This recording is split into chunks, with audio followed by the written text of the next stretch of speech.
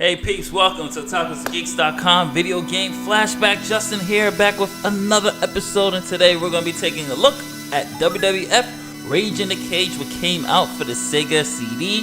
And if you guys don't know, I am a huge wrestling fan, and I love wrestling games. My first video game, one of my first very few video games for the NES was WrestleManias, and that's how I got really introduced into wrestling video games. So let's take a look at this roster here. As you guys saw, a couple of guys. We have Yokozuna, Bam Bam Bigelow, Ted DiBiase, Razor Ramon. Who else we got here? We got Lex Luger. Yeah. And I'm just highlighting this just to troll somebody. IRS. Oh wow, you got Fatu, also known as Rikishi, and then you got Samu, the head shrinker, and then you got Randy Savage, and then you have Mr. Perfect, and then you have Kona Crush, and you have Kamala, actually. And for those who are familiar with WWF Royal Rumble, WWF Raw, this was the sequel to those games, and it basically has the same gameplay, same look. The only difference between this is the steel cage. So let's take it away to Mean Gene Okerlund. Mean Gene Okerlund is going to introduce us to the guys, and then I'm coming back and I'll talk a little bit more about the gameplay. Take it away, Gene. To take place inside of the steel cage is scheduled for one fall. To my left, from Minnesota, weighing 263 pounds, Mr. Perfect.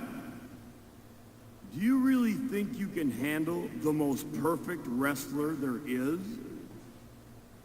To my right, from Death Valley, weighing 328 pounds, The Undertaker. You are about to experience defeat as cold and dark as the grave itself.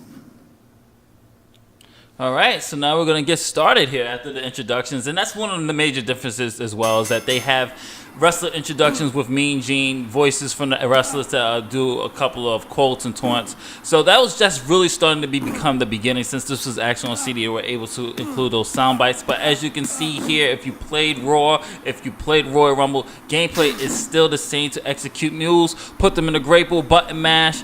You have B to do the scoop slam, C to do the suplex, A and B to do your finisher. Mr. Perfect's trying to exit the cage here already. Back when this was first announced, me and my brother was ecstatic and disappointed because we didn't have a Sega CD. But we were so dying to play a game that actually had the steel cage in it. And now that you see it, the cage, Tombstone already. Now that you see it, the cage really doesn't, it's just kind of there. You can't really like use it to your advantage or anything like that. It's just there.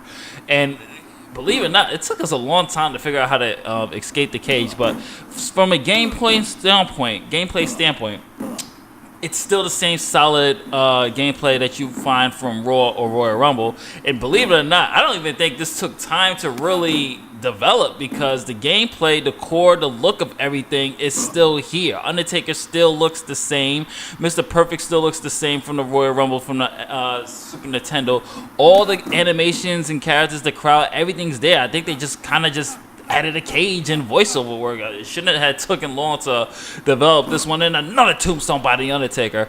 And believe it or not, it was pretty fun game, solid, but I wouldn't recommend this at full price when I was young. I think I would have been a little bit more disappointed, because it would have been better if they added more matches. So, this one just has the one fall, the cage match, and the tournament. It would have been nice if they also included the Royal Rumble.